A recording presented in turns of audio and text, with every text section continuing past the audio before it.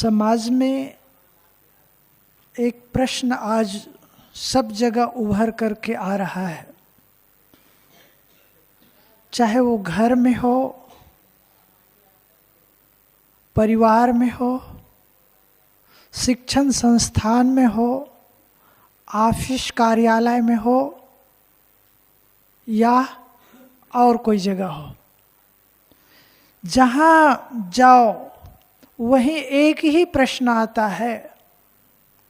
घर में जाओ, माता पिता का शिकायत है कि साहब महाराज जी, बच्चे आजकल बात ही नहीं मानते हैं, उच्छृंखल हो गए हैं, अपने मनमानी करते रहते हैं, विनम्रता नहीं है, शिष्टाचार नहीं है किसी प्रकार।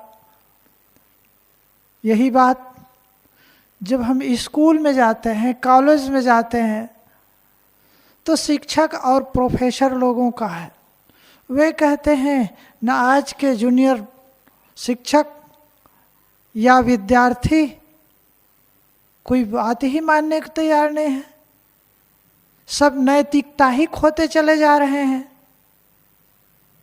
ये प्रश्न केवल घर और कॉलेज की नहीं है, ये प्रश्न जहाँ जाते हैं, हम किसी ऑफिस में जाते हैं, कहीं प्रशासनिक जगहों में जाते हैं, सब जगह एक ही प्रश्न आता है। सज्जनों, ये प्रश्न का समाधान क्या है? क्या इसमें माता पिता का दोष है जो बच्चे ऐसे होते जा रहे हैं? शिक्षण संस्थान में बैठे हुए शिक्षकों का है, प्रोफेसरों को है, या उच्च पद पर बैठे हुए राजनेताओं का है, ऑफिस में बैठे अफसरों का है? किसके दोष के कारण आज समाज इस प्रकार से बनता जा रहा है? क्यों ऐसा होता जा रहा है? विचार करें जरा इसमें कि ऐसा समाज का निर्माण क्यों हो रहा है, किसका दोष है इसमें? यह संसार एक कोऑपरेटिव सोसाइटी की भांति है। जैसे कोऑपरेटिव सोसाइटी एक आदमी से नहीं चलता है, ऐसे ही यह संसार में जो काम हो रहा है वह एक आदमी का दोष नहीं है, केवल माता पिता का दोष नहीं है, केवल अफसरों का दोष नहीं है, केवल शासन और प्रशासन में बैठे लोगों का दोष नहीं है। यह सब का सब के सब दोषी हैं। हम लोग सब के सब दोषी हैं। समाज में, समाज का निर्माण में हम सब का हाथ है। हम भी तो समाज का एक अंग हैं। इसलिए हम सबको चाहिए कि उन दोषों को दूर करें जिससे अराजकता फैल रही है, जिससे नैतिकता सदाचार नष्ट हो रहा है, जिससे लोग पतित हो रहे हैं। ऐसे दोषों का त्याग करें। कुछ लोगों को कहा जाता है कि आप अपने जीवन से इन दोषों को छोड़ दें, तो कहते क्या है? हम कमा रहे हैं और हम इसका उपयोग न करें, हमारा मन चाहे जैसा उपयोग करें। महात्मा लोग भी कई बार कह देते हैं, हमको तो दक्षिणा मिली है, भक्त हमको दिए, हम चाहे जैसा उपयोग करें। सज्जनों एवं संतों, ये आप अकेले के लिए नहीं है, या आप अकेले गलत करते हैं या अच्छा करते हैं, दोनों काम करते हैं, तो उसका परिणाम आपको अकेले नहीं भोगना पड़ेगा। गोस्वामी जी ने जरूर कहा, कर्म प्रधान विश्व रचि राखा, जो जस करहि सो तस फल चाखा।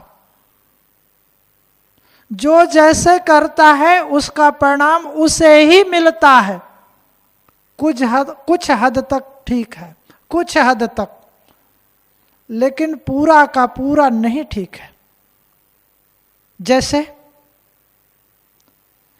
एक आदमी सिगरेट पीता है, वह अपना कमाता है, काम धंधा करता है और उन पैसों से सिगरेट खरीद करके पीता है।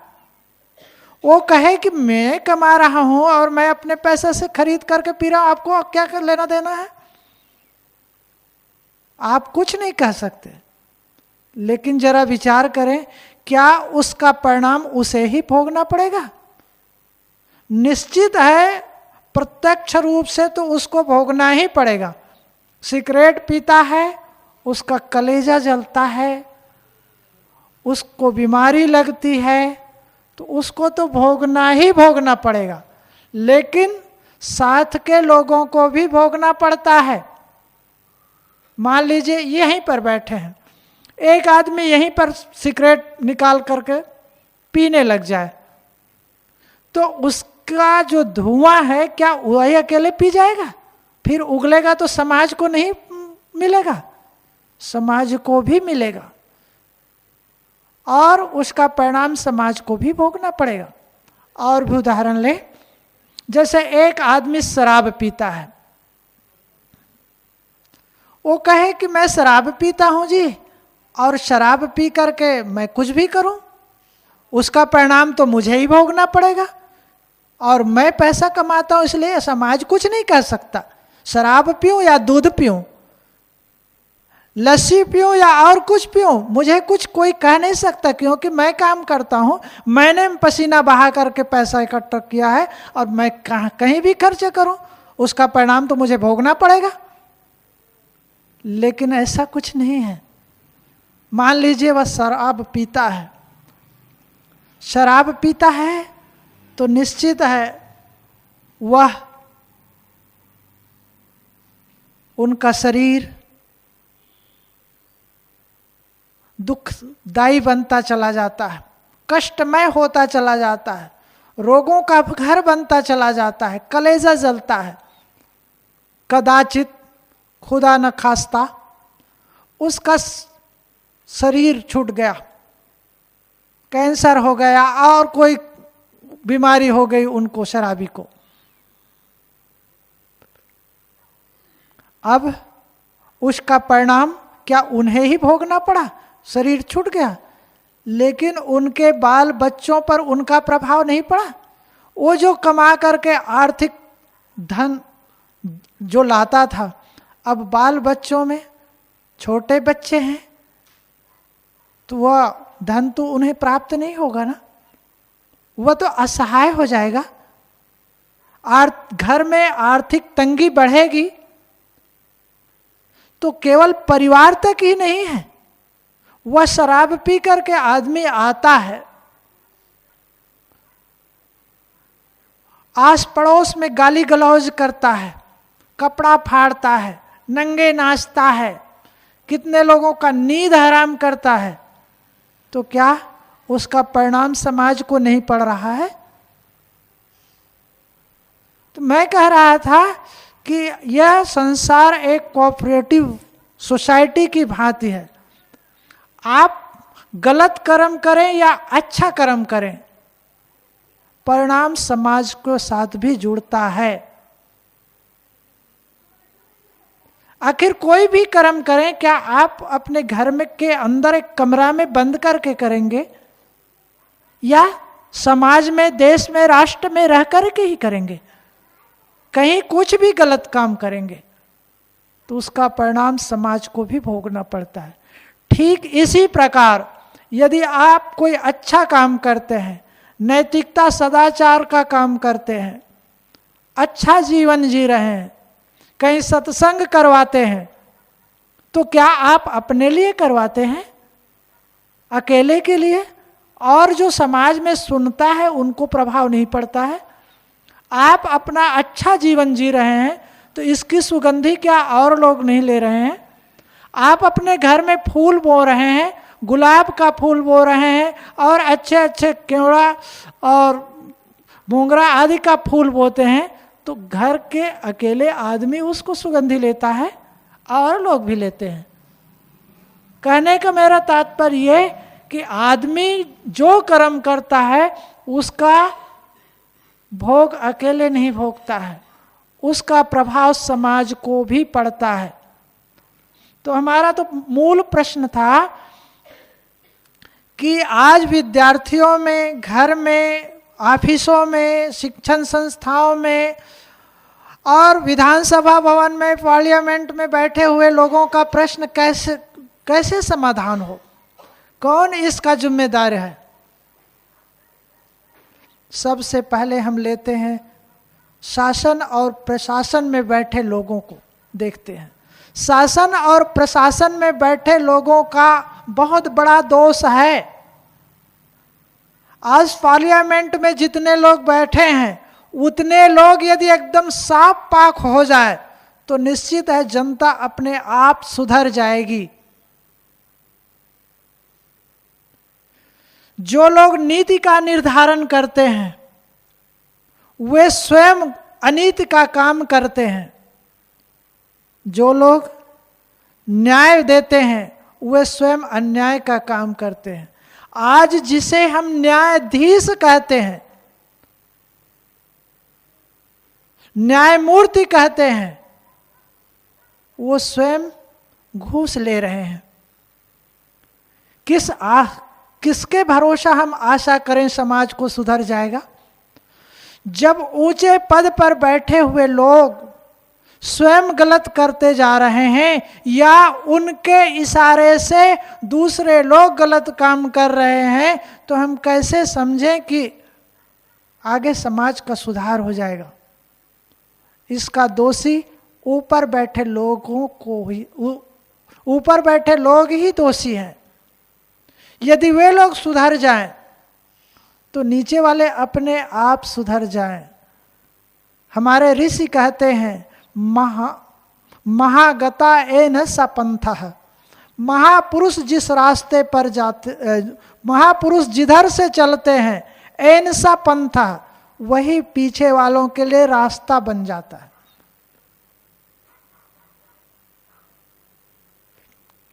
कई बार होता है कि न्यायाधीश लोग न्याय करते हैं।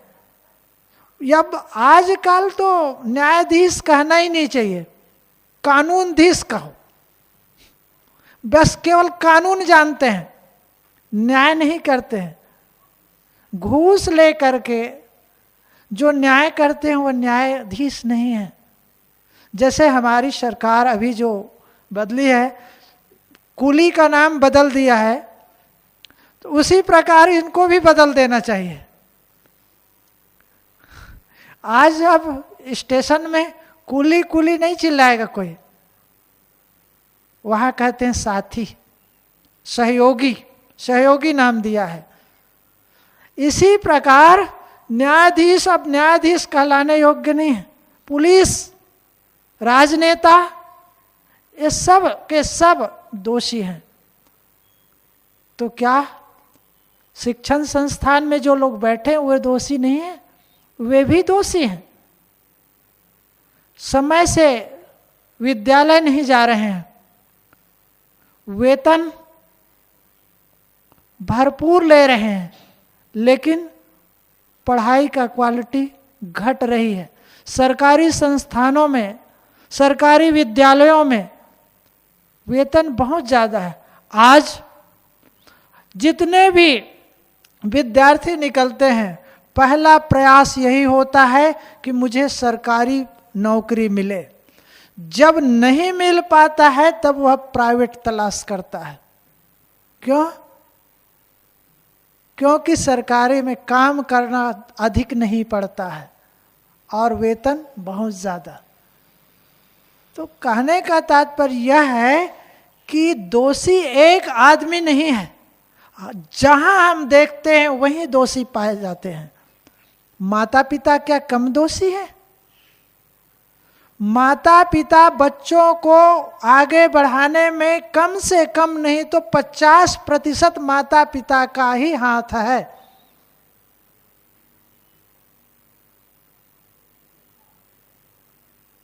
माता पिता जैसे चाहते हैं प्रायः बच्चे उसी अनुरूप ढलते हैं। सांचा जैसा होता है ईंट वैसे ही ढलती है। माता पिता स्वयं नीति न्याय के अनुसार नहीं चल रहे हैं। माता पिता अपने माता पिता का शिष्टाचार पूर्वक व्यवहार नहीं कर रहे हैं, प्रणाम नहीं कर रहे हैं, पैर नहीं छू रहे हैं, सेवा नहीं कर रहे हैं, उनके बच्चे कैसे करेंगे? चाहते जरूर हैं। कोई माता पिता ये नहीं चाहता कि मेरा बच्चा इस प्रकार अशिष्ट व्यवहार करे, लेकिन उस प्रकार से शिक्षा ही नहीं दी जा रही है। खासकर हमारे स्कूली जो शिक्षा है इसमें बहुत बड़ा दोष है। सबसे भयंकर दोष हमारा जो है स्कूली शिक्षा में है। आज विद्यार्थी को अच्छा इंजीनियर बनने की शिक्षा दी जा रही है। आज विद्यार्थी को अच्छा डॉक्टर बनने की शिक्षा दी जा रही है। अच्छा वकील और जज बनने की शिक्षा दी जा रही है। वैज्ञानिक और प्रोफेसर बनने की शिक्षा दी जा रही है। लेकिन सज्जनों, क्या बच्चों को अच्छा आदमी बनने के लिए कोई शिक्षा दी जा रही है? हाँ, क्लास में एक दो पेपर मात्र ले लेने से औपचारिकता पूर्ण जरूर हो जाती है, लेकिन उस पर कोई नियंत्रण नहीं है। आज कहीं ना कहीं हमारी शिक्षा में कमी है। मैं नहीं ये कहता कि आज हमारे देश को डॉक्टर की आवश्यकता नहीं है, ऐसा नहीं कह रहा हूं। वकील और इंजीनियर की आवश्यकता नहीं है, ऐसा नहीं कह रहा हूं। एक अच्छा डॉक्टर का अर्थ होता है डॉक्टरी के विषय में जानना और रोग के विषय में जानना और तद अनुसार उनका उपचार करना। अच्छा वकील का मतलब है कि वो कानून को अच्छा जानना। ऐसे ही कोई अध्यापक, प्रोफेसर, जज, राजनेता कोई भी हो सकता है, लेकिन केवल इन्हीं से काम नहीं चलेगा। हाँ, ये जरूर है कि अच्छा डॉक्टर भी अच्छा आदमी बन सकता है, अच्छा इंजीनियर अच्छा आदमी बन सकता है, लेकिन हमारी जो शिक्षा है आज पढ़ लिख करके कितना अच्छा से अच्छा बंगला बना लिया जाए, कितना अच्छा से अच्छा गाड़ी खरीद ली जाए, कुल मिलाकर के हमारे केंद्र में है धन। आज हमें शिक्षा दी जा रही है धन कमाने के लिए, आदमी बनने के लिए नहीं, नैतिकता जीवन में लाने के लिए नहीं, सदाचार लाने के लिए नहीं, केवल धन कमाने की शिक्षा दी जाती है। पढ़ लिख करके कौन आदमी कितना धन कमाता है, आज प्रवक्ता लोग भी कौन कितना बढ़िया बोलता है उसके अनुसार उसको धन मिलता है। चाहे वह गृहस्थ हो या और कोई संत हो, जो जितना अच्छा बोल ले जाए उसको ज्यादा मान सम्मान देते हैं। ऐसे ही जीवन में जो जितना धन कमाए, धन अर्जित करे पढ़ लिख करके, वह अच्छा आदमी माना जाता है। कुछ दिन पहले हमारे यहाँ एक नारा चलता था, जब भारत स्वतंत्र नहीं हुआ था तब कहते थे कि आज के नेता कैसा हो, उत्तर में होता था कि गांधी जवाहर जैसा हो। लेकिन अब क्या कहते हैं, आज के नेता कैसा हो, जिसके जेब में पैसा हो। तो आदमी आज पैसा कमाता है, पैसे का भूखा है। केंद्र में आदमी धन को रखा है। जब तक केंद्र में धन को रखेगा तब तक वह स्वप्न भूल जाइए। आप अपने जीवन में, समाज में, शिक्षण संस्थान में, कहीं भी कि आदमी के अंदर नैतिकता आ जाएगी। जब ये बातें लानी हो कि हमारे जीवन में, हमारे समाज में, हमारे पीछे चलने वाले लोग के अंदर नैतिकता आए, सदाचार आए, अच्छा आदमी बने, तो केंद्र में धर्म को लाना होगा। आदमी धर्म को नहीं लाता। धर्म का मतलब है यहां पर सदाचार। धर्म का अर्थ है नैतिकता। जिसके जीवन में नैतिकता आ जाएगी, जिसके जीवन में सदाचार आ जाएगा, निश्चित है वही आदमी एक सज्जन आदमी बनेगा, नैतिकता को पालन करेगा और उच्छृंखल रहित जीवन जिएगा। इसलिए किसी एक का दोषी नहीं है, पूरा समाज दोषी है। और हर आदमी यदि चाहे कि सुंदर राष्ट्र का निर्माण हो तो अपने अपने जीवन से ही शुरुआत करना पड़ेगा। मैं अच्छा बनूं, मेरे पीछे आने वाले अपने आप अच्छा बनेंगे। इन्हीं शब्दों के साथ मैं अपनी वाणी को विराम देता हूं।